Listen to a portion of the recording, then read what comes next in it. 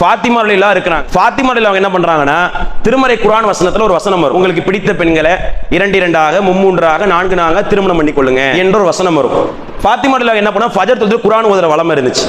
இந்த குர்ஆன் ஓதிக்கிட்டு இருக்கும் போது பக்கத்துல அலி ரலியல்லாஹு இருந்தாங்க. இந்த வசனம் வர நேரத்துல மட்டும் ஃபாத்திமா ரலியல்லாஹு என்ன பண்ண, ரொம்ப சவுண்ட் கம்மியா ஓதுவாங்க. அலி ரலியல்லாஹு அப்படியே பார்ப்பாங்க. அவங்க உள்ளத்துல விளங்கிருச்சு, என்னத்தை எதிர்பார்க்க போறாங்கன்னு தெரியலன்னு சொல்லி அவங்க உள்ளத்துல விளங்கிருச்சு. இந்த அம்மா ஓதுறாங்க, சைலண்டா ஓதுறாங்க. அப்ப அலி ரலியல்லாஹு என்ன பண்றாங்கன்னா, ரொம்ப இது நீங்க சவுண்டாவே ஓதலாம், ஓ துன்க வைக்ரா வாலா, இது நீங்க சத்தமாவே ஓதலாம், ஒன்னும் பிரச்சனை இல்லை சரியா. அந்த 4 பேருக்கு நீங்க ஒத்தால் ஈக்குவல் தான். 4 பேர்லாம் கணக்கே கிடையாது சரியா. ஒரு நேரம் உங்க உள்ள மாற்றம் அடைஞ்சிருச்சுன்னா அவங்களே சொல்றாங்க, ஒருவேளை இந்த வசனம் வந்து உங்க உள்ளத்துல ஒரு தாக்கத்தை கொடுத்துருச்சுன்னா, ஏதாவது இக்கட்டப்பான ஒரு முடிவை நீங்க எடுத்துட்டீங்கன்னா நான் என்ன பண்ணுவேன், அப்படிலாம் செய்யவே மாட்டேன், கவலைப்படாதமா. நீ உயிரோட இருக்கிற வேற பெண்ணை 7 எடுத்து கூட பார்க்க யோசிச்சு பாருங்க, எப்பேற்பட்ட அன்பு புரிந்துணர்வு இருந்துச்சு. தமிழ்நாடு தௌஹீத் ஜமாஅத் தஞ்சை வடக்கு மாவட்டம் கொரநாட்டு கருப்பூர் கிளையின் சார்பாக ஏற்பாடு செய்யப்பட்டிருக்கும் இந்த மார்க்க விளக்க பயான் நிகழ்ச்சியில் அல்லாஹ்வுடைய மார்க்கத்தை இதன் தூய்மையான வடிவில் அறிந்து கொள்வதற்காக நாம் அனைவரும் இங்கு சங்கமம் செய்திருக்கின்றோம். இந்த நல்ல வேளையில் அந்த ஏக இறைவனின் சாந்தியும் சமாதானமும் எம்பெருமானார் நபிகள் நாயகம் ஸல்லல்லாஹு அலைஹி வஸல்லம் அவர்கள் மீதும், அவருடைய சொல் செயல் அங்கீகாரத்தின்படி வாழ்ந்து மறைந்த சத்திய சஹாபாக்களின் மீதும், மேலும் உலகிலே வாழக்கூடிய மூமினான ஆண்களின் மீதும் பெண்களின் மீதும் அந்த ஏக இறைவனின் சாந்தியும் சமாதானமும் என்றென்றும் நிழலொட்டுமாக என்று கூறியவனாக எனது உரை ஆரம்பம் செய்கின்றேன். அல்லாஹ்வின் நல்லடியார்களே, இந்த மார்க்க விளக்க நிகழ்வில் இறை அன்பில் வளரும் இஸ்லாமிய குடும்பம் என்கின்ற தலைப்பு தேர்வு செய்யப்பட்டிருக்கின்றது.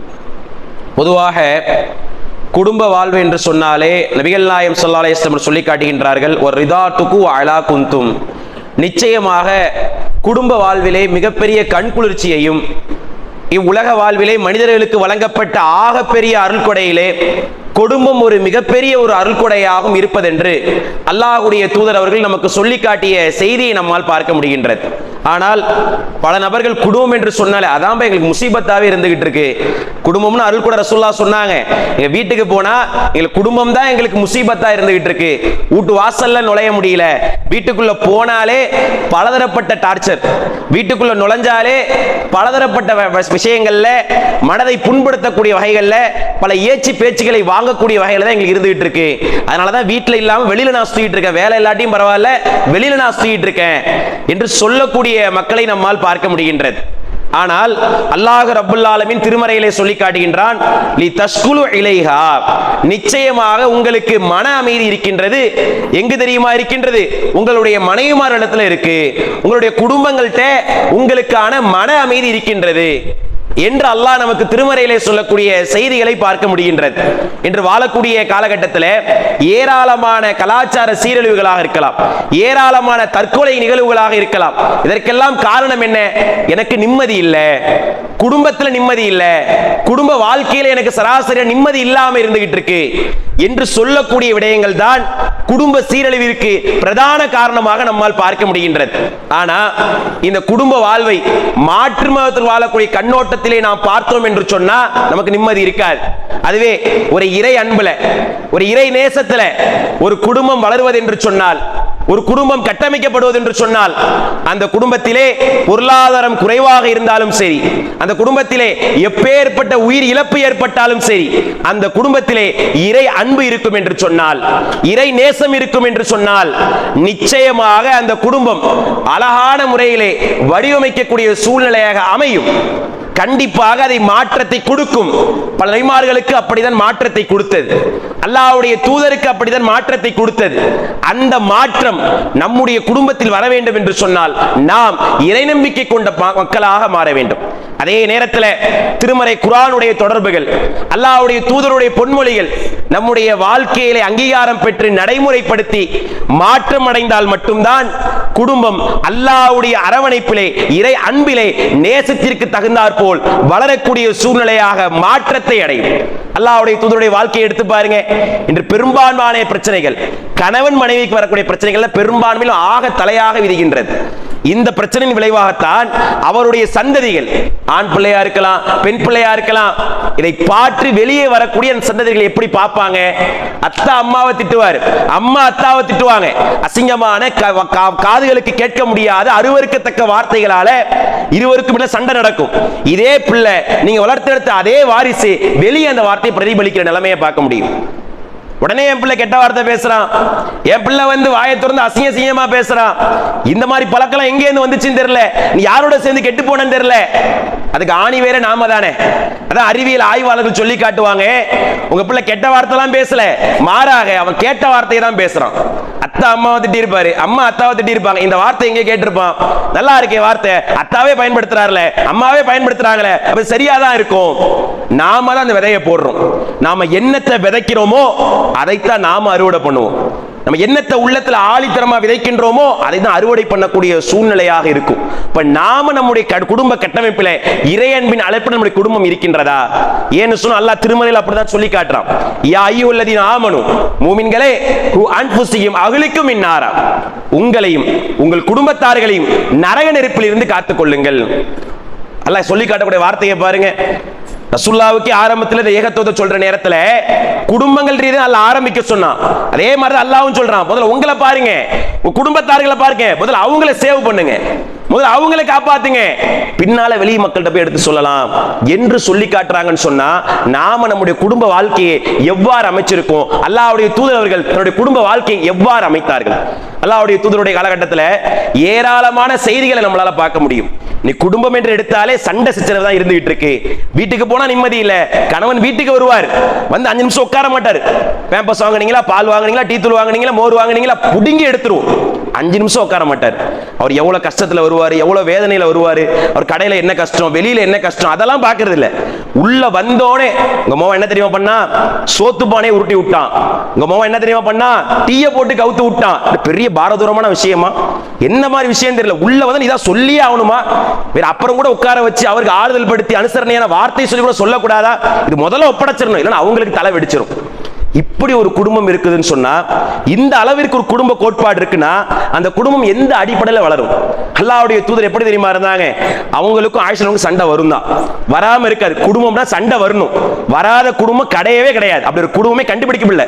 ரோபோட்டிக் தான் இனிமே கண்டுபிடிக்கணும் போல, அந்த மாதிரினா அந்த மாதிரி குடும்பமே இன்னும் கண்டுபிடிக்கப்படல. அல்லாஹ்வுடைய தூதருக்கும் ஆயிஷாவுக்கும் சண்டை வரும். அது எப்படி சால்வ் பண்ணாங்க கொஞ்சம் யோசிச்சு பாருங்க. அல்லாஹ்வுடைய தூதர் இருக்கிறாங்க, ஆயிஷா ரலியல்லாஹு இருக்கிறாங்க. ஆயிஷா ரலியல்லாஹு சொல்லி காட்டுறாங்க, வதஹீக வஅலா, எனக்கு தலைவலிக்குது, கடுமையா தலைவலிக்குது, ஒருவேளை இந்த தலைவலியில் ஏதாவது எனக்கு ஆயிருமோ என்ற விதமான வார்த்தையில சொல்றாங்க ஆயிஷா ரலியல்லாஹு அன்ஹா. ரசூலுல்லாஹ் என்ன பண்றாங்கன்னா, வஅன்து ஆயிஷா, ஆயிஷா நீ கவலைப்படாத, உனக்கு ஏதாவது ஆயிடுச்சுன்னு சொன்னா அல்லாஹ்ட்ட உனக்கு எதிராக நான் துஆ செய்வேன், உனக்காக துஆ செய்வேன், உனக்காக நான் தொழுவு வைப்பேன் அப்படிங்கிறாங்க. ரசூலுல்லாஹ் யதார்த்தமா தான் சொன்னாங்க. ரசூலுல்லாஹ்வுடைய அந்த துஆ கிடைக்கிறது, ரசூலுல்லாஹ்வுடைய தொழுகை கிடைக்கிறது பாக்கியம் தானே. அபூபக்கருக்கு ரசூலுல்லாஹ்வுடைய தொழுகை கிடைக்கல, உமருக்கு ரசூலுல்லாஹ்வுடைய தொழுகை கிடைக்கல. ரசூலுல்லாஹ் காலத்துல கூட பள்ளியை கூட்டி சுத்தம் பெருக்க சொல்லிய ஒரு பெண்மணி மௌத்தா போயிடுறாங்க. பின்னால் அடக்கம் பண்ணதுக்கு அப்புறம் தான் அவங்க மௌத்தா போயிட்டாங்கிற செய்தியே சொல்றாங்க. ரசூலுல்லாஹ் அந்த விஷயத்துல சொன்னாங்க, ரசூலுல்லாஹ்வுடைய தொழுகை பெற்ற அது பாக்கியம் தானே அப்படிங்கிற மாதிரி சொன்னாங்க. ஆயிஷா ரலியல்லாஹு உடனே ஏருக்கு மாறா புரிஞ்சாங்க. அதை எப்படி புரிஞ்சாங்கன்னா, அப்படியா என்ன க்ளோஸ் பண்ணிரணும், என்ன க்ளோஸ் பண்ணி கபருக்குள்ள அடக்கிடணும், அப்படியா நீங்க மற்ற மனைவிமார்களோட ஜாலியா இருக்கலாம் நீங்க நினைக்கிறீங்க, என்ன க்ளோஸ் பண்ணி முடிச்சிட்டு மற்ற மனைவிமார்களோட நீங்க ஜாலியா இருக்கலாம் நினைச்சிட்டு இருக்கீங்களா? ஒரு நேரத்தில் அப்படி நடக்கவே நடக்காது.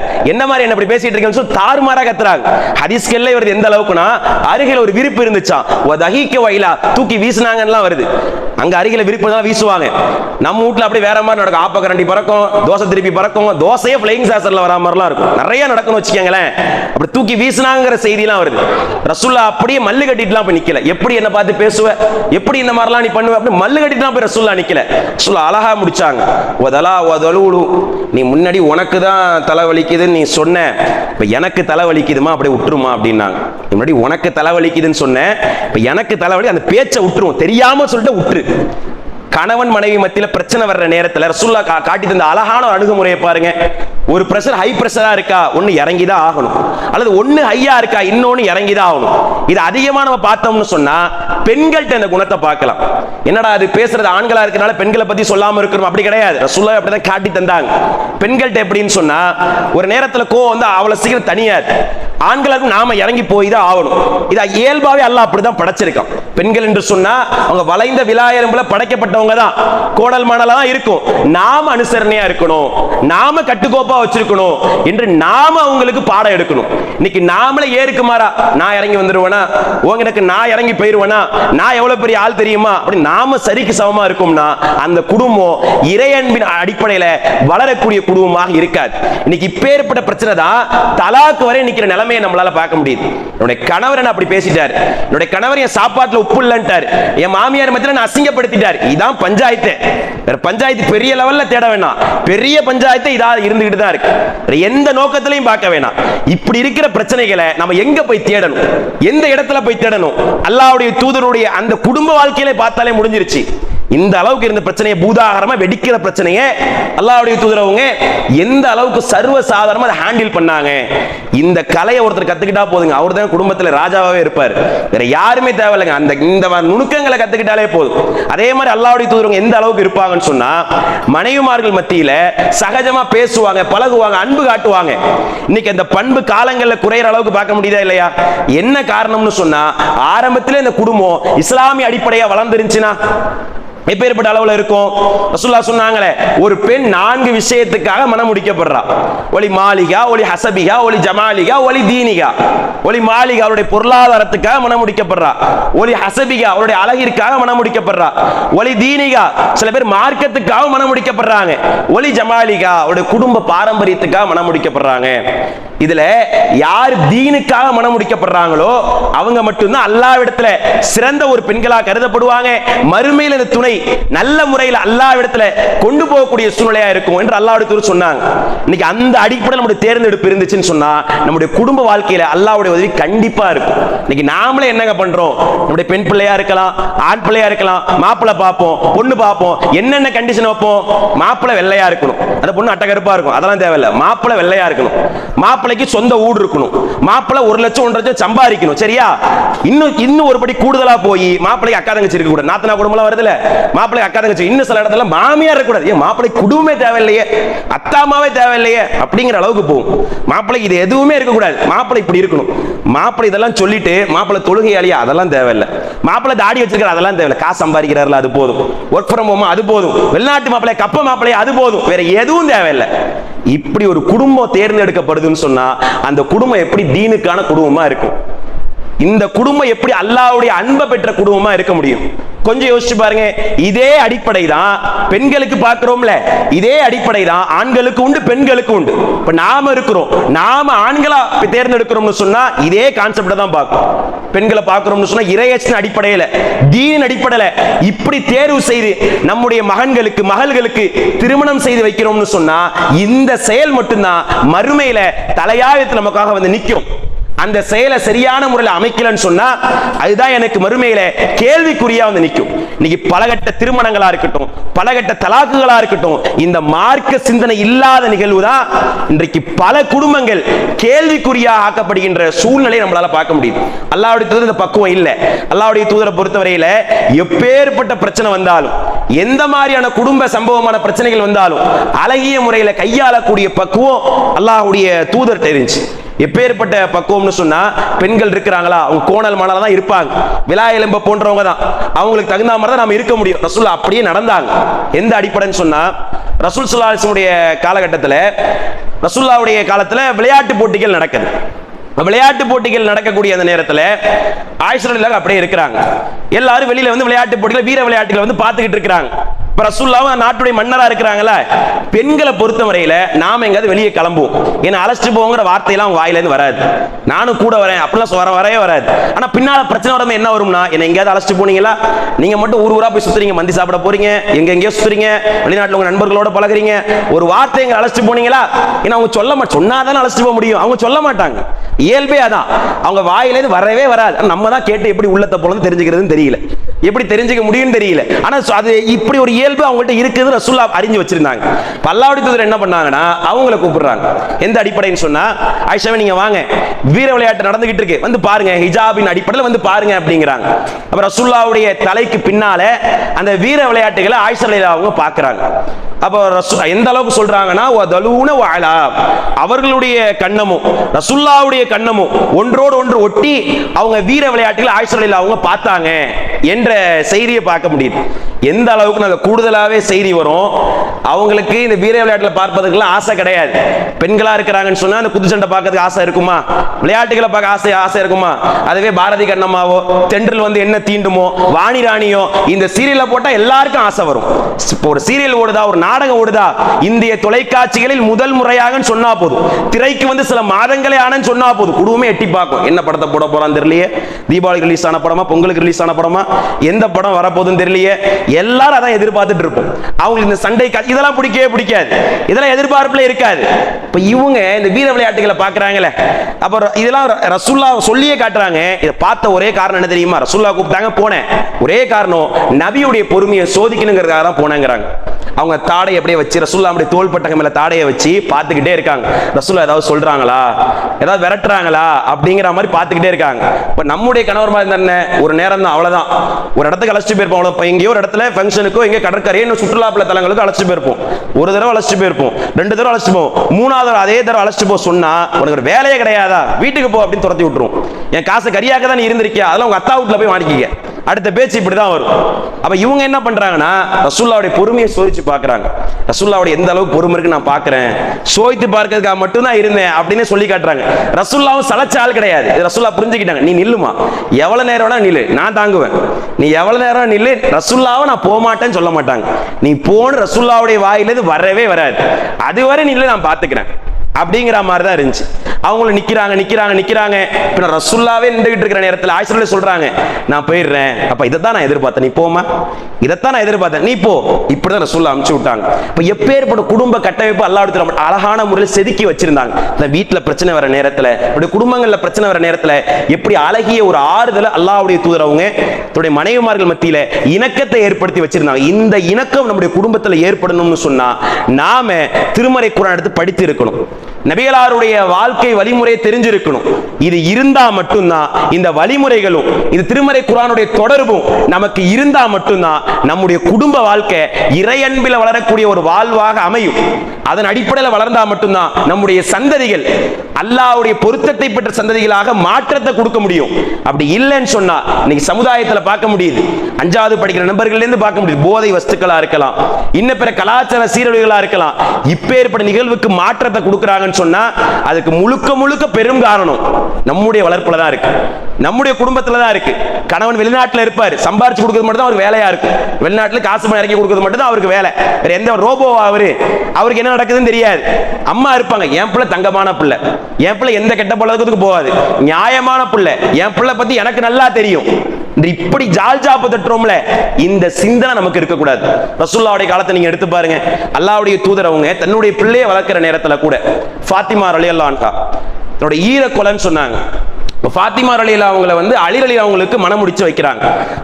மனம் முடித்து வைப்பதற்கு முன்னால பேசி வைக்கிறாங்க. இந்த மாதிரி ஆரம்ப நேரத்தில் இந்த மாதிரி என்னுடைய மகளை திருமணம் பண்ணிக்க நீ தயாரா அப்படிங்கிற மாதிரி கேட்கிறாங்க.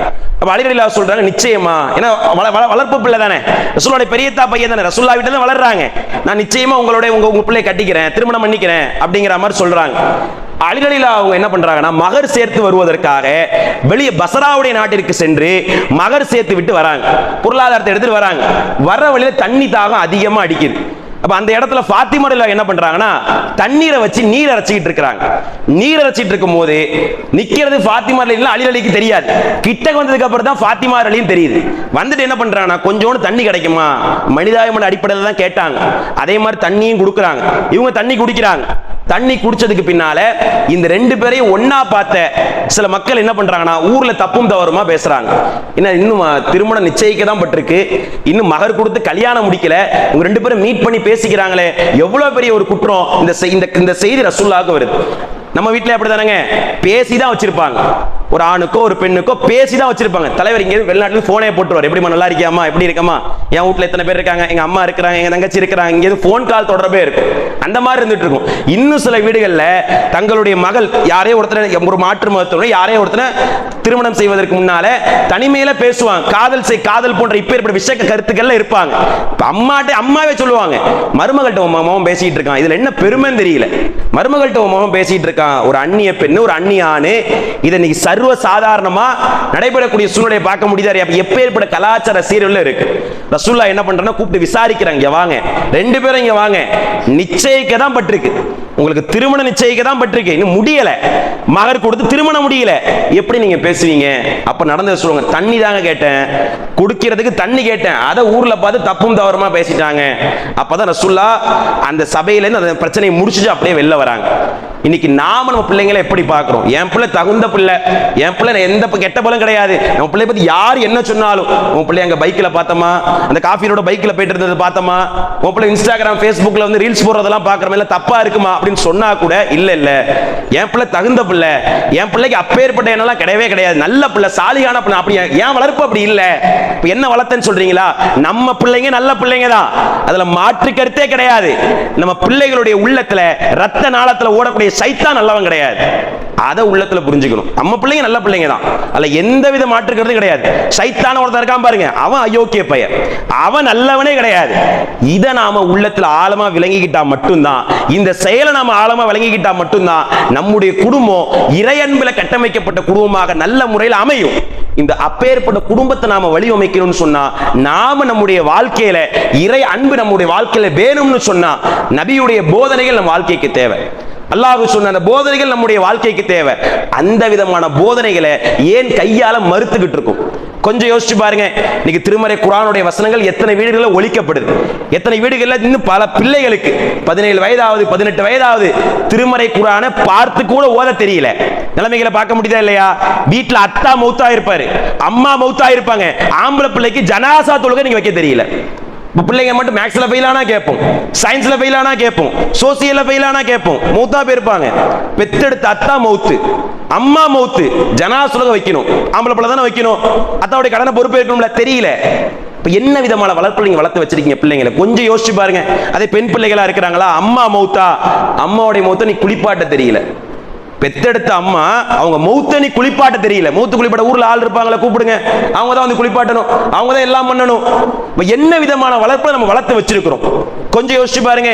இஸ்லாமிய கண்ணோட்டம், இஸ்லாமிய செட்டப்பே முழுமையா உடைந்திருக்கின்ற சூழ்நிலையை தானே பார்க்க முடியும். ரசூலுல்லாஹ் காலத்துல இப்ப ஏற்பட்ட வளர்ப்புலாம் இல்லைங்க. அல்லாஹ்வுடைய தூதருடைய காலகட்டத்தை எடுத்து பார்த்தோம்னு சொன்னா, கன்சா என்று சொல்லக்கூடிய ஒரு சஹாபிய பெண், இவர்கள் யர்முக்குடைய போர்ல தன்னுடைய மகன்களை அனுப்புறாங்க. யர்முக்குடைய போர்ல தன்னுடைய மகன்களை 4 மகன்களை அனுப்புறாங்க. அந்த போர்க்களத்துல இவங்களுக்கும் 4 மகன்கள். அந்த போர்க்களத்துல கடுமையான முறையில் யுத்தம் செய்யணும். அந்த போர்க்களத்தின் விளைவாக எனக்கு சொர்க்கத்தை நீங்க நாடி கொடுக்கணும். இதான் தாயார் சொன்னது. அந்த போர்க்களத்துல முதல் நாள் யுத்தம் முடியுது. 2வது நாள் யுத்த களத்துல அந்த தாயார் கூப்பிடுறாங்க, அந்த 4 பேரையும் கூப்பிடுறாங்க. அந்த 4 பேரையும் கூப்பிட்டு சொல்றாங்க, இந்த போர்க்களத்துல எப்படியாவது நீங்க மூத்தா போயிடணும், அல்லாஹ்வுடைய பதில் ஷஹீத் ஆயிரணும், உங்களை வச்சு நான் ஜன்னத்துல் ஃபிர்தௌஸ் அடையணும் என்று உபதேசம் செய்துவிட்டு அல் பக்ராவுடைய ஆல் இம்ரானுடைய இறுதி வசனங்களை சொல்லி கொடுக்கிறாங்க. யா அய்யுஹல்லதீன ஆமனு, மூமின்களே, வஸ்ஸாபிரு வராபித்து, நீங்கள் சகித்துக் கொள்ளுங்கள், சகிப்பு தன்மையிலே பிற மக்களை மிகைத்து விடுங்கள், வஅன்தும் அலௌன இன் குன்தும் மூமினீன், மூமின்களாகவே தவிர நீங்கள் மரணிக்கிறாதீர்கள் என்ற வசனத்தை அந்த பிள்ளைங்களுக்கு சொல்லி கொடுக்கிறாங்க. இதை ஓதிக்கிட்டே அந்த போர்க்களத்தில் நீங்க நடக்கணும். நீங்க போர்க்களத்தில் எப்பேற்பட்ட துன்பம் வந்தாலும் நீங்க சகிச்சுக்கணும். அல்லாஹ்வுடைய பதில சகிப்பு தன்மையில மிகச்சி நிக்கணும். எந்த மாதிரி துன்பம் வந்தாலும் சகிச்சு நில்லுங்க. ஆனா முஸ்லிமா தவிர நீங்க மௌத்தா போயிடாதீங்க. இந்த வசனம் ஓதப்படுகின்றது. ஓதப்பட்டு கொண்டிருக்கின்ற அதே நேரத்தில் அந்த போர்க்களத்துல பெரிய ஒரு வெற்றி அல்லாஹ் கொடுக்கிறான். ஆனா அந்த போர்க்களம் முடிந்ததற்கு பின்னால இந்த 4 மகன்களும் மௌத்தா வராங்க. ஒத்த பிள்ளை கூட இல்ல, 4 பேரையும் அல்லாஹ்வுக்காக இழக்கிறாங்க. அந்த தாயார் 4 பேரும் மௌத்தாறாங்க. இந்த தாயார் வந்து அல்லாஹ் அடுத்த கையேந்தி துஆ செய்றாங்க. உமர் ரலியல்லாஹு நிக்கிறாங்க, உன்னுடைய 4 மகனும் அல்லாஹ்வுக்காக கொடுத்த ஒரு விதையை கொடுத்தாலே போதும், நீ 4 விதைகளை நீ கொடுத்திருக்க, மறுமையில இதற்கான ஈடேற்றம் உனக்கு ஜன்னத்துல் ஃபிர்தௌஸை தவிர வேறு எதுவாக இருக்க முடியும்? எப்பேற்பட்ட வளர்ப்புல வளர்த்து வச்சிருக்கிறாங்க. இன்னைக்கு நாம நம்ம பிள்ளைங்களை அப்படி வளர்க்கிறோமா? என்னுடைய மகன் பள்ளியில பாங்கு சொல்றான், என்னுடைய மகன் பள்ளியில தொழு வைக்கிறான், என்னுடைய மகன் பள்ளிவாசல தொடர்புல ஏற்படுத்தி வச்சிருக்கிறான். இது இன்னைக்கு பேசப்பட வேண்டியதா? அல்லது உலக மோகத்துல என் மகன் 10th 450 மேல மார்க் எடுத்தான், அதை வேண்டி பெரிய உலகத்துல பெரிய செயலே எதுவும் கிடையாது, பெரிய IAS அளவுக்கு பேசுவோம். பார்க்க முடியுதா இல்லையா? அந்த மாதிரி நிலைமையில் நம்முடைய பிள்ளைகளை நாம வளர்க்கிறோம்னு சொன்னா எப்பேற்பட்ட ஈமானை வளர்ப்ப அது வளர முடியும். ரசூலுல்லாஹ் தான் பிள்ளைகளை அப்படி வளர்க்கல. தப்புனா கண்டிக்கக்கூடிய அளவுக்குள்ள இருந்தாங்களா இல்லையா? இது எந்த அளவிற்கான அவங்க குடும்ப வாழ்க்கைக்கு வழிவிட்டுதுன்னு சொன்னா, ரசூலுல்லாஹ் தேடி ஒரு மாப்பிளையை பிடிச்சாங்கல்ல. இன்னைக்கு பல பேரை பார்ப்போம், பொருளாதாரத்திற்கு ஆசைப்பட்டு பொருளாதாரத்தின் மோகத்தை கொண்டு சில மாப்பிள்ளைகளை பிள்ளைங்களை கல்யாணம் பண்ணி வைப்போம். ஆனா பின்னால் அது தலாக்கில் தான் வந்து முடியும். காசு பண்ண வீடு இருக்குன்னு கொடுத்தேன், அவங்க வாசல் இருக்கு, சொத்து பத்து இருக்குன்னு கொடுத்தேன். இப்படி பல பேரை பார்க்க முடியுதா இல்லையா? அவர்கிட்ட ஈமான் இருக்காது, இறையச்சம் இருக்காது, தர்காவாதியா இருப்பாரு. அதெல்லாம் யோசிக்கிறது இல்ல. காசு பணம் இருக்கு, அது போதும். உலகத்துல போதும். மறுமையில் என்ன நிலைமை ஆக போகுது அதை யோசிக்கிறோமா இல்லையா? ரசூலுல்லாஹ் அப்படி பண்ணல. அலி ரலியல்லாஹு திருமணம் பண்ணி கொடுக்குறாங்க. அவருடைய பந்தம் எப்பேற்பட்ட பந்தம்னு சொன்னா எல்லாத்தையும் அழகிய முறையில கையாளுவாங்க. குடும்ப வாழ்க்கையா இருக்கட்டும். ஒரு நேரத்துல பார்க்கலாம், ஃபாத்திமா ரலியல்லாஹு இருக்கிறாங்க. ஃபாத்திமா ரலியல்லாஹு என்ன பண்றாங்கன்னா, திருமறை குர்ஆன் வசனத்துல ஒரு வசனம் வரும், உங்களுக்கு பிடித்த பெண்களை 2 3 4 திருமணம் பண்ணி கொள்ளுங்க என்ற ஒரு வசனம் வரும். ஃபாத்திமா ரலியல்லாஹு என்ன பண்ணா, ஃபஜர் தொழுது குர்ஆன் ஓதுற வளமை இருந்துச்சு. இந்த குர்ஆன் ஓதிக்கிட்டு இருக்கும் போது பக்கத்துல அலி ரலியல்லாஹு இருந்தாங்க. இந்த வசனம் வர நேரத்தில் மட்டும் ஃபாத்திமா ரலியல்லாஹு என்ன பண்ண, ரொம்ப சவுண்ட் கம்மியா ஓதுவாங்க. இந்த வசனம் வர நேரத்தில் மட்டும் ரொம்ப குறைவா ஓதுவாங்க. உங்களுக்கு பிடித்த பெண்களை 2 3 4 திருமணம் பண்ணி கொள்ளுங்க அப்படிங்கிற வசனம் வரும்போது ரொம்ப சவுண்ட் கம்மியா ஓதுவார். அலி ரலியல்லாஹு அப்படியே பார்ப்பாங்க. அவங்க உள்ளத்துல விளங்கிருச்சு, என்னத்தை எதிர்பார்க்க போறாங்கன்னு தெரியலன்னு சொல்லி அவங்க உள்ளத்துல விளங்கிருச்சு. நம்முடைய கணவரே அப்படிதான், வேற குர்ஆன் வசனமே உங்களுக்கு தெரியாது, இந்த வசனம் மட்டும்தான் உங்களுக்கு தெரியும். அப்படிதான் நம்ம கணவரே பார்ப்பாங்க. நீங்க நைட்டே நம்ம கணவர் வந்து வார்த்தை கேட்டா கூட, நம்ம அல்லாஹ் வந்து 4 திருமணம் பண்றதுக்கு அனுமதி கொடுத்துருக்கான், அந்த வசனம் உனக்கு தெரியுமாமா அப்படின்னு சொன்னா போதும். மறுநாள் நைட்டு சோறு என்ன உழுவும் தெரியாது, நேரம் தொண்டை கரகரப்பா இருக்கும், எப்படி இருப்போம் தெரியாது, காலைல எந்திரிப்போமா தெரியாது, இல்ல ஜனாஸ்தோலைக்கு ஆள் கூப்பிடணுமா தெரியாது, என்ன வேணாலும் நடக்கும். என்ன சூழ்நிலைக்கு என்ன விதமான பரிணாம முயற்சிக்கு மாறுற நிலைமையெல்லாம் மாறும். அதனால குர்ஆன்ல பல வசனம் இருந்தாலும் இந்த வசனம் சொல்லு கொஞ்சம் யோசிப்போம். இந்த அம்மா ஓதுறாங்க, சைலண்டா ஓதுறாங்க. அப்ப அலி ரலியல்லாஹு என்ன பண்றாங்கன்னா, ரொம்ப இது நீங்க சவுண்டாவே ஓதலாம், ஓ துன்க வைக்ரா அலா, இது நீங்க சத்தமாவே ஓதலாம், ஒன்றும் பிரச்சனை இல்லை சரியா? அந்த 4 பேருக்கு நீங்க ஒத்தால் ஈக்குவல் தான். இந்த 4 பேர்லாம் கணக்கே கிடையாது சரியா? இந்த 4 பேருக்கு நீங்க ஒத்தால் ஈக்குவல் தான். இல்ல ஒரு நேரம் உங்க உள்ள மாற்றம் அடைஞ்சிருச்சுன்னா, அவங்களே சொல்றாங்க, ஒருவேளை இந்த வசனம் வந்து உங்க உள்ளத்துல ஒரு தாக்கத்தை கொடுத்துருச்சுன்னா, ஏதாவது ஒரு இக்கட்டப்பான ஒரு முடிவை நீங்க எடுத்துட்டீங்கன்னா நான் என்ன பண்ணுவேன்? அப்படிலாம் செய்யவே மாட்டேன், கவலைப்படாதமா. நீ உயிரோடு இருக்கிற வேற பெண்ணை 7 எடுத்து கூட பார்க்க மாட்டேன், அதான் உண்மை. அரபுகள்கிட்ட வழக்கம் இருக்குங்க, பல திருமணம் பண்ணக்கூடிய வழக்கங்கள் இருக்கும். அதான் ரசூலுல்லாஹ் வந்து 4 திருமணம் அந்த நேரத்தில் ஒரு வரைமுறை நிர்ணயிச்சாங்க. அப்ப இவங்களே சொல்லி காட்டுறாங்க, அரபுகள்கிட்ட இருக்கிற வழக்கத்தை மாறி இவங்க சொல்றாங்க, இல்ல நீ உயிரோடு இருக்கிற வரையும் வேற பெண்ணை 7 எடுத்து பார்க்க மாட்டேன். யோசிச்சு பாருங்க, எப்பேற்பட்ட அன்பு புரிந்துணர்வு இருந்துச்சு. அப்பேற்பட்ட அலி ரலியல்லாஹு என்ன பண்ணுவாங்கன்னா, மிகப்பெரிய கைபர் கோட்டையெல்லாம் தன் வசப்படுத்தி வந்த ஒரு வீரர், ரோம் கிஸ்ராவெல்லாம் விரட்டி அடித்த ஒரு வீரர். அந்த வீரர் ஃபாத்திமா ரலியல்லாஹு மௌத்தா போயிருப்பாங்க. அவங்க மௌத்த தூக்க முடியாது அவங்களால, அப்படியே உள்ளமெல்லாம் நொறுங்கி உடஞ்சி போகும். காரணம் என்னன்னா, அப்பேற்பட்ட பாசம், அவ்வளவு நேசம், அப்பேற்பட்ட அன்பு. இது வார்த்தையால சொல்ல முடியாது, அவங்களுடைய வாழ்க்கையில நடந்த நிகழ்வுகள். யோசிக்க முடியுதா இல்லையா? இன்னைக்கு அப்பேற்பட்ட குடும்ப வாழ்க்கையை நாம வாழ்ந்திருக்கிறோமா? அதான் ரசூலுல்லாஹ் சொன்னாங்க, கைரிகி கைரிகி, உங்களில் சிறந்தவர் யார் தெரியுமா? உங்கள உண்மையில சிறந்தவர் யார் தெரியுமா? உங்களுடைய மனைவிமார்கள் சிறந்தவர் உங்கள சிறந்தவர்னு சொன்னாங்க. வெளில என்ன வேணா சொல்லிடலாம், எவ்வளவு பெரிய ஆள் தெரியுமா, எவ்வளவு பெரிய தாய் தெரியுமா, அவரு எவ்வளவு பெரிய நிர்வாகி தெரியுமா, அவரு எப்படி தங்கமான மனுஷன் தெரியுமா, பள்ளி வேலை 5 வேலை படுத்தே கிடப்பார், பாய கூட்டுவார், எல்லாம் பண்ணுவார். அவர் இங்கதான் இருப்பார். வீட்டுல கேட்டாதான் தெரியும் அவரை பத்தி. வீட்டுல ஒரு வார்த்தை கேட்ட அவரை பத்தி என்கிட்ட கேளுங்க, வண்டையா நான் சொல்றேன், என்ன இதெல்லாம் நீங்க யோசிச்சு பார்க்காதீங்க அப்படிங்கிற மாதிரி இருக்கும். இந்த அம்மாவும் சலைச்ச அம்மாவா இருக்காது. வீட்டுல நடக்கிற எல்லா செய்தியும் அம்மா வீட்டுக்கு செய்தி பெறும். ரசூலுல்லாஹ் என்ன சொன்னாங்கன்னு சொன்னா, இதெல்லாம் அமானிதம். குடும்பங்கள் நடக்கூடிய எல்லா விஷயங்களும் இது அமானிதம், இது வெளில போகக்கூடாதுன்னு ரசூலுல்லாஹ் சொன்னாங்க. இன்னைக்கு பல குடும்பங்களுக்கு வர பிரச்சனை என்னன்னு சொன்னா, இங்க நடக்கிற செய்தி எல்லாம் 4G 5G விட ஃபாஸ்டா இருக்கும். என்ன மாப்பிள்ள இன்னைக்கு போகும்போது செருப்பு மறந்துட்டு போயிட்டீங்களாம்ல, மாமியார் எங்க போன் அடிப்பாங்க, என்ன மாப்பிள்ள நீ செருப்பு போடுறதுக்கு மறந்துட்டு போயிட்டீங்களா, இதெல்லாம் எப்படிமா உனக்கு தெரியும்? என் மொவதான் சொன்னிச்சு, வேற யார் சொன்னா? உங்க மொவத்தை வேற தெரியும். என்ன சாவியை வச்ச இடத்துல வேற இடத்துல தேடி எடுத்தீங்களாம்ல, சாவி காணா பிடிச்சாம்ல, என்ன இப்படி மறந்தே உங்க பிள்ளை எப்படி உங்களுக்கு கொடுக்கறது? இதெல்லாம் யாருமா சொன்னா? அதாவது அப்பதான் நடந்திருக்கும். அதுக்குள்ள எப்படி தகவல் போதா, வாட்ஸ்அப்ல போதா, இன்ஸ்டாகிராம்ல போதா, எப்படி போகுதுன்னா தெரியாது. அடுத்த போன் அங்க இருந்து வரும், பார்க்க முடியுதா இல்லையா? இப்ப ஏற்பட்ட நிகழ்வுகள்லாம், குடும்ப வாழ்க்கையில் நடக்கிற நிகழ்வுகள்லாம் வெளியில சொல்வதற்கு ரசூலுல்லாஹ் தடுக்கிறாங்க. இது அமானிதங்கிற குடும்ப நடக்கிற ஒவ்வொரு செய்தி இருக்குல்ல, இதெல்லாம் அமானிதம். இதை வெளியில சொல்லிதான் ஆத்தமப்படணும், வெளியில சொல்லிதான் இதை நம்ம தனிச்சுக்கணும் அப்படின்னு நம்ம நினைக்கிறோம்னு சொன்னா, இது மிகப்பெரிய ஒரு பாதிப்பை நமக்கு இங்கே உண்டாக்கும். மறுமையில அல்லாஹ்விடத்துல கண்டிப்பா அமானிதம் சம்பந்தமான கேள்விகள் கேட்கும் பொழுது கண்டிப்பா அதற்கான நிகழ்வுகளை நம்ம கண்டிப்பா அனுபவிப்போம். ரசூலுல்லாஹ் இந்த விடயங்கள்ல இல்ல, எந்த ஒரு செய்தி அல்லாஹ்வுடைய தூதர் அவங்க இல்ல. இன்னும் நாம பார்த்தோம்னு சொன்னா, அல்லாஹ்வுடைய தூதருடைய குடும்ப வாழ்க்கையை நம்ம எடுத்து பார்க்கிறோம்னா, எல்லாத்துலயும் எப்பேற்பட்ட இக்கட்டான ஒரு சூழ்நிலை வந்தாலுமே ரசூலுல்லாஹ் அதை ஹேண்டில் பண்ற அளவுக்கு தான் இருந்தாங்க. ஏன்னா பெண்கள்னா கொஞ்சம் அவசரப்படுவாங்க, கொஞ்சம் வார்த்தையை விடுவாங்க, அதுக்கு தகுந்த மாதிரி நாம இருக்கணும் என்ற ரசூலுல்லாஹ் இருந்தாங்க. ரசூலுல்லாஹ் அதுக்கு தகுந்த மாதிரி பக்குவமாகவும் இருந்தாங்க.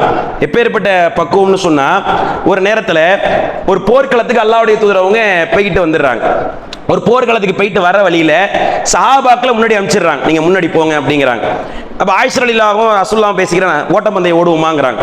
ரசூலுல்லாஹ் ஆயிஷா ஓட்டப்பந்தயம் ஓடுவோமா அப்படி விளையாண்டாங்க. ஓட்டப்பந்தயம் ஓடுமா? ஓடுவோம் வாங்க. ரெண்டு பேரும் ஓடுறாங்க. போற ஓட்டத்துல வந்து ஃபர்ஸ்ட் வந்து ஆயிஷா ரலியல்லாஹு ஜெயிச்சிடுறாங்க. முதல்ல ஆயிஷா ரலியல்லாஹு ஜெயிச்சிடுறாங்களா, பின்னால மறு போர்க்களம் நடக்குது. அதே மாதிரி கேட்கிறாங்க, ஓட்டப்பந்தயம் ஓடுவோமா அப்படின்னு கேட்கிறாங்க. அதே மாதிரி ஓட்டப்பந்தயமும் நடக்குது. அந்த போர்க்களத்துல ரசூலுல்லாஹ் ஜெயிச்சிடுறாங்க. ரசூலுல்லாஹ் சொன்ன என்ன வார்த்தை தெரியுமா? அந்த ஃபுலான வாழா, அதாவது அதுக்கு இது நிகராயிடுச்சு, நான் ஜெயிச்சேன்னு சொல்லல, அதுக்கு இது நிகராயிடுச்சு அப்படின்னு சொல்றாங்க. இந்த செய்தி அறிவிக்கும் போதே ஆயிஷா ரலியல்லாஹு கூடுதலாவே இன்னொரு செய்தியும் சொல்லுவாங்க, அப்ப நான் வந்து கொஞ்சம் குண்டா இருந்தேன், தோல்வியை ஒத்துக்கல, அப்ப நான் கொஞ்சம் குண்டா இருந்தேன், நான் என்னால ஓட முடியல, அப்ப அந்த ஃபர்ஸ்ட் நான் ஜெயிக்கிற நேரத்தில் கொஞ்சம் இழைச்சிருந்தேன், அதனால நான் ஜெயிச்சிட்டேன். அதுக்கப்புறம் வர நேரத்தில் நான் கொஞ்சம் குண்டா இருந்தேன், அதனால என்னால ஓட முடியல அப்படிங்கிற மாதிரி சொல்லுவாங்க. இதுல இருந்து என்ன புரியுதுன்னு சொன்னா, தோல்வியை ஒத்துக்கவே மாட்டாங்க எந்த நேரத்திலையும். நீ சாப்பிட்டுக்கிட்டு இருப்போம், சாப்பிட்றதுல ஏதோ ஒன்று சாப்பாட்டு குழஞ்சா மாதிரி இருக்கும், அரிசி சரியில்லைன்னு ஒரே வாரத்தில் முடிச்சிருவாங்க. ஆக்குனது சரியில்லை, அரிசி சரியில்லை, மற்றபடி நான் எல்லாம் கரெக்டாக தான் போட்டேன். அடுத்து என்ன பேச்சு வரும்? உப்பு இல்ல சோத்துல அப்படிமா. இல்ல உப்பு மட்டும் தான் இல்ல, பாக்கி எல்லாம் நல்லா இருக்கு. இப்படியே ஒண்ணு பாக்கி எல்லாம் நான் நல்லா தான் செஞ்சேன், உப்பு கொஞ்சம் கூட போயிடுச்சு, அது யாரோட தப்பு? அதெல்லாம் இல்ல, உப்போட தப்புங்கிற மாதிரி போயிடும்.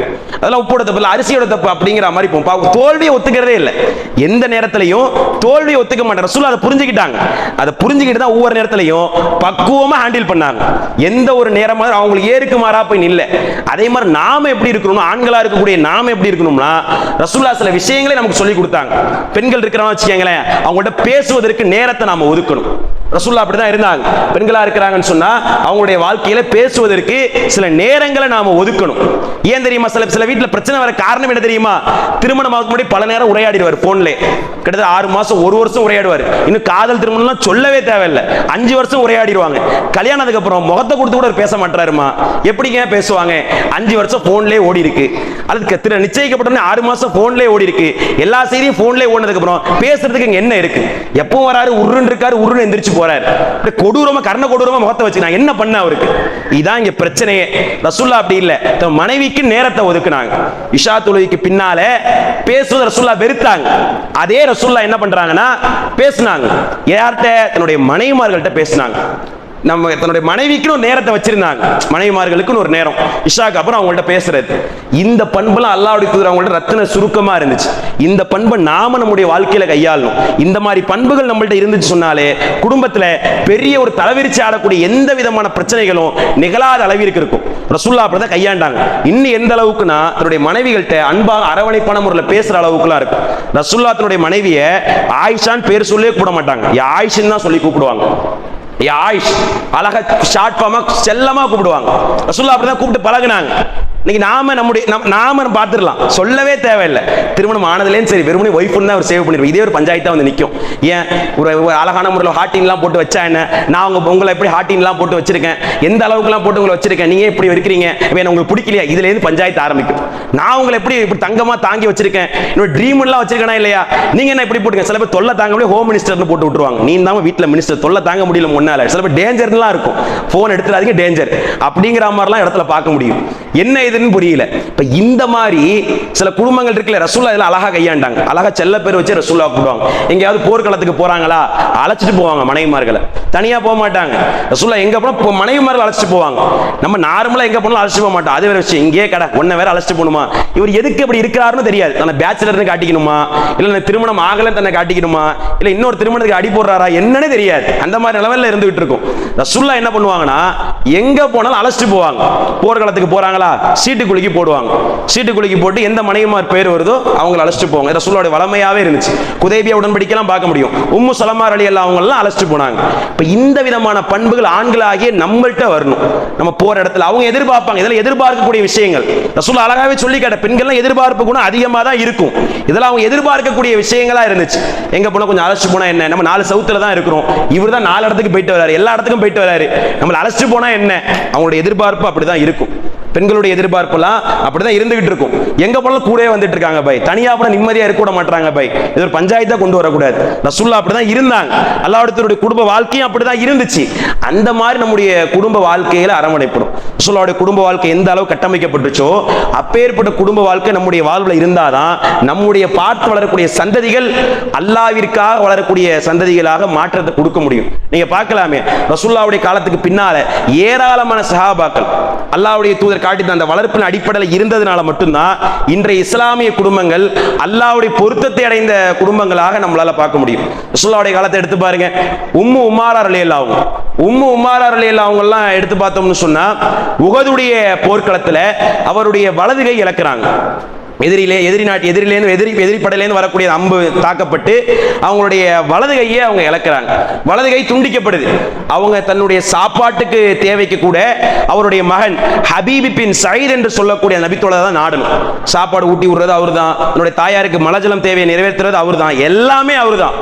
அப்பேற்பட்ட ஹபீப், இந்த ஹபீப் பின் சயீத் அவங்க ஒரு நேரத்தில் கடுமையான முறையில் கொல்லப்படுறாரு. எப்படி கொல்லப்படுறாருன்னா, ரசூலுல்லாஹ் உயிரோடு இருக்கிற நேரத்தில் முசைலமா என்று சொல்லக்கூடிய ஒரு பொய் நபி உருவாகிறான். இப்போ இவன் என்ன பண்றான், ரசூலுல்லாஹ்ட்டே வந்து கேட்கிறான், அல்லாஹ்வுடைய தூதரே நீங்க உயிரோடு இருக்கிற வரையும் உங்களை நீங்க நபின்னு அறிவிச்சிங்க, எனக்கு பஞ்சாயத்து இல்லை. அதே நேரத்தில் நீங்க மௌத்தா போனதுக்கு பின்னால என்ன நான் நபின்னு அறிவிச்சுக்கிறேன், எனக்கு அந்த வாக்குறுதியை மட்டும் கொடுத்துருங்க அப்படிங்க. டீ காஃபி வியாபாரமா என்னன்னு தெரியல, சட்டையை மாத்தி போடுற வியாபாரமா என்னன்னு தெரியல, எனக்கு அல்லாட்டேன்னு செய்தி வருதுப்பா, அதனால என்ன நபின்னு நான் சொல்றேன், உனக்கு என்னடா வருது அப்படிங்கிறாங்க. இல்ல என்ன நீங்க நபின்னு அறிவிச்சுதான் ஆகணும். ரசூலுல்லாஹ் காது குடைற குச்சால காது குடைஞ்சிட்டு இருந்தாங்க. அப்ப ரசூலுல்லாஹ் சொன்னாங்க, இந்த தூக்கி போடுற இந்த புடி, இந்த குச்சியை கூட உன்னால புடுங்க முடியாது, உனக்கு நபி பட்டம் கேக்குதா அப்படிங்கிற மாதிரி கலாச்சி விட்டு அனுப்புனாங்க. வெக்ஸான போன அவன் என்ன பண்றான்னு சொன்னா, அவனுடைய பகுதி யமாமா பகுதியில 40,000 மக்களை திரட்டிடுறான். நானும் நபி தான், எனக்கு அல்லாஹ்வின் செய்தி வருதுதான் அப்படின்னு சொல்லிட்டு 40,000 மக்களை திரட்டிடுறான். இந்த செய்தி ரசூலுல்லாஹ்வுக்கு வருது. என்னடா இது, நம்ம நபினா அல்லாஹ்வின் நமக்கு செய்தி வருது, இந்த பையன் ஏமாத்திட்டு இருக்கிறானே, ஊர்வலத்தை ஏமாத்திட்டு இருக்க, இந்த மாதிரி பண்ணிட்டு இருக்கிறான் அப்படின்னு சொல்லிட்டு ஒரு கடிதம் எழுதி அனுப்புறாங்க. ஹபீப் பின் சயீத் கொடுத்து அனுப்புறாங்க, நீ போ சத்தியத்தை அந்த மக்கள்கிட்ட போய் சொல்லு, சத்தியத்தை சொல்லி அந்த மக்களை மீட்டு கொண்டு வா என்று எழுதி கொடுத்து அனுப்புறாங்க. இவரும் போறார். இவர் போற நேரத்தில் அந்த கடிதம் எடுத்து வாசிக்கப்படுது, நீ நபி கிடையாது, நீ போலி நபியா இருக்கிற, உண்மையான நபி அல்லாஹ்வுடைய தூதரை தவிர வேற முஹம்மதை தவிர வேற யாரும் கிடையாது, நாங்க அவரை பின்பற்றிட்டு இருக்கிறோம் என்ற செய்தி அதுல போட்டிருக்கு. சொன்ன உடனே அதுல என்ன ஆகுதுன்னு சொன்னா அந்த நேரத்தில் கடிதத்தை எடுத்து படிக்கிறாங்க.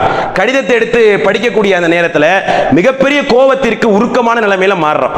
கோபத்திற்கு உருக்கமான நிலைமைக்கு மாறியதற்கு பின்னால இந்த ஹபீபை தூண்ல பிடிச்சி கட்டுங்க, கடுமையான முறையில் வேதனை செலுத்துங்க. எந்த அளவுக்கு வேதனைனா, இவர் என்ன நபியாக ஏற்றுக்கொள்ளவரை, அஷ்ஹது அன்ன முஹம்மது ரசூலுல்லாஹ், முஹம்மது உன்னுடைய இறை தூதரா, அன்னி முசைலமாகிய நான் உனது இறை தூதரா, நீ ஏத்துக்கிற வரைக்கும் முசைலமாகிய நான் தான் உன் இறை தூதர் என்று ஏற்றுக்கொள்கின்ற வரை இவனை வேதனைப்படுத்துங்க. கடுமையான வேதனையா இருக்கு. எப்பேற்பட்ட வேதனை, ஒவ்வொரு நகங்களாக பிடுங்கப்படுது, ஒவ்வொருடைய விரல்களாக வெட்டப்படுது, ஒவ்வொருடைய பல்களாக பிடுங்கப்படுது. கடுமையான முறையில் இருக்கக்கூடிய அந்த நேரத்தில் கூட கதை விடுக்கல கையை வச்சு சாத்திட்டோம்னா துடிச்சு போயிருவோம். நகத்தை கடிக்கிற நேரத்தில் கூட சதையோடு சேர்த்து கடிச்சிட்டோம்னா துடிச்சு போயிருவோம். அந்த மாதிரி ஒரு நேரத்தில் ஒவ்வொரு விரல்களாக பல்களாக பிடுங்கப்படுதுன்னு சொன்னா சாதாரண விஷயம் கிடையாது. இந்த மாதிரி செய்யக்கூடிய நேரத்தில் அவர் அப்பயும் ஈமான இழக்கல, மார்க்கத்தை இழக்கல, அல்லாஹ்வுடைய பாதையில எந்த வித அளவிற்கு உச்சகட்டத்திற்கு சென்றாலும் நான் நிற்பேன் அப்படிங்கிற அவர் ரெண்டு காட்டுறார். ஒரு நேரத்தில் உயிர் ஊசலாட்ட தருவக்கூடிய அந்த தருவாயில அப்ப முசைலமா கேட்கிறான், உன்னை இறுதியா ஒரு வாய்ப்பு தரேன், உன்னை விட்டுறேன், ஒரே ஒரு காதுல மட்டும் சொல்லு, நான் தான் இறை தூதர்னு என் காதுல மட்டும் சொல்லு, அப்ப அவர் சொன்னார், ஹபீப் பின் சயீத், என்னுடைய மார்பு கூடு கிழிக்கப்பட்டு இதயம் 2 துண்டு ஆக்கப்பட்டால் சரி, வல்லாஹி அல்லாஹ் மீது ஆணையா சொல்றேன், நீ பொய் நபிதாண்டா அப்படின்னு சொல்லி காட்டுறார். பின்னால் அவருடைய மார்பு கூடு கிழிக்கப்படுகின்றது.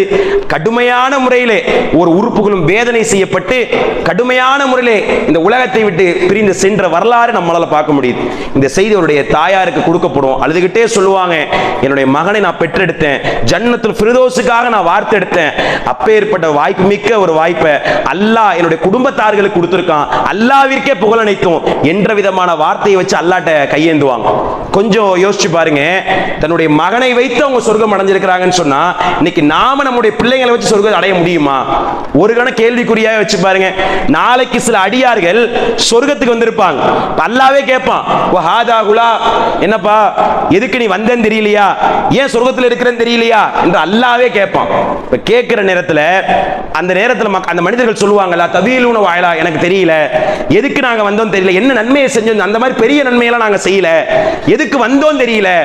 அல்லாஹ் சொல்லுவான், இல்ல நீ வாழக்கூடிய காலத்துல பெரிய ஒரு நன்மையெல்லாம் நீ பண்ணல, ஆனா சில உன்னுடைய பிள்ளைகளை சாலியான முறையில் நீ வளர்த்த, ஈமான்தாரியா வளர்த்த, நல்ல முறையில பள்ளியோடு தொடர்புடைய பிள்ளைங்களா வளர்த்த. எல்லா பிள்ளைங்களும் அந்த நேரத்துல மிகப்பெரிய அளவிற்கு தரைக்குறவாக ஒழுக்கம் கெட்டு போற நிலைமைக்கு இருந்தாலுமே உன்னுடைய பிள்ளை பாங்கு சொல்ற அளவுக்கு, உன்னுடைய பிள்ளை பள்ளியில தொழுகை நடத்தக்கூடிய அளவிற்கு இந்த அளவுல நீ வளர்த்த உன்னுடைய பிள்ளைகளை, அதனால சாலியான முறையில் வார்த்தை காரணத்தினால உனக்கு சொர்க்கத்தை கொடுத்திருக்கேன் என்ற விதமான வார்த்தை சொல்லப்படும். நம்முடைய பிள்ளைகள் அப்படி வளரணும், என்னுடைய குழந்தைகள் சாலிகான முறையில் வளரணும் அப்படின்னு சொன்னா, நல்ல முறையில் வார்த்தெடுக்கப்படணும்னு சொன்னா, உங்களுக்கு மறுமையில அல்லாஹ்வுடைய ஜன்னத்துல் ஃபிர்தௌஸ் வேணும்னு சொன்னா, என்னுடைய குடும்பம் என்னை வைத்து தான் ஆரம்பமாகுது. அதுல நான் சரியாகணும். திருமறை குர்ஆனுடைய தொடர்பு பள்ளிய வீடுகளில் அதிகப்படுத்தணும், திருமறை குர்ஆனை எடுத்து பெறட்டணும், படிக்கணும், ரசூலுல்லாஹ்வுடைய வாழ்க்கை வரலாறு நான் தெரிஞ்சுக்கணும். இதனுடைய விளைவு மட்டும்தான் நாளைக்கு மறுமை வரை எனக்கு ஆதாயம் அளிக்கக்கூடிய அளவிற்கு மிகப்பெரிய ஒரு பாக்கியத்தை தரக்கூடிய வகையில இருக்கணும். அந்த வாய்ப்பை அல்லாஹ்விடத்துல நாம பெறக்கூடிய வகையில நாம இருக்கணும். இன்னும் நீங்க பாத்தீங்கன்னா, ஒவ்வொரு வருடம் ரமலான்ல வெளியூர்ல இருந்து கொண்டு வந்து தொழுக வைக்கிறோம் ஒவ்வொரு பள்ளிவாசல்லையும். நாம நம்ம பிள்ளைங்களை அதை உருவாக்கலாமே. அல்லாஹ்வுடைய பாதையில என்னுடைய பிள்ளை ஒரு ஜூஸ் மனப்பாடம் பண்ணியிருக்கான், 2 ஜூஸ் மனப்பாடம் பண்ணியிருக்கான், இந்த மாவட்டத்துக்கு என் பிள்ளையை நான் தரேன், ஒரு மாசத்துக்கு எனக்கு எந்த விதமான பொருளாதாரம் தேவையில்லை, எந்த வித ஹதியாவும் தேவையில்லை, அல்லாஹ்வுடைய பாதையில நான் கொடுக்கிறேன். எப்பேற்பட்ட ஒரு நன்மை! இதுக்கும் ட்ரைனிங் பண்றோம்ல, 450 மேல 10வது மார்க் எடுக்கணும், 12th 400க்கு மேல மார்க் எடுக்கணும், ட்ரைனிங் பண்றோம்ல. அல்லாஹ்வுடைய பாதையில ரமலான்ல என் பிள்ளையை கொடுக்கிறேன், எந்த கிளைக்கு வேணா பயன்படுத்திக்கங்க, அல்லாஹ்வுடைய பாதையா இருக்கட்டும். இப்படி சொல்லக்கூடிய பெற்றோர்கள் எத்தனை மக்கள் இருந்து கொண்டிருக்கும். இப்படி நம்ம பிள்ளைங்களை ஒரு எண்ணத்துல உருவாக்கணும். இப்பேற்பட்ட எண்ணத்தை உள்ளத்துல ஆழமா வைங்க. அது இன்ஷா அல்லாஹ் கண்டிப்பா உங்களுக்கு மறுமையில மிகப்பெரிய ஒரு பாக்கியத்தை கொடுக்கும். அந்த பாக்கியத்தை பெறக்கூடிய நல்ல மக்களாக வல்ல நாயகன் உங்களையும் என்னையும் ஆக்குவான் என்று கூறி எனது உரையை நிறைவு செய்கின்றேன். வாஹிர் தாவனா அல்ஹம்துலில்லாஹி ரப்பில் ஆலமீன்.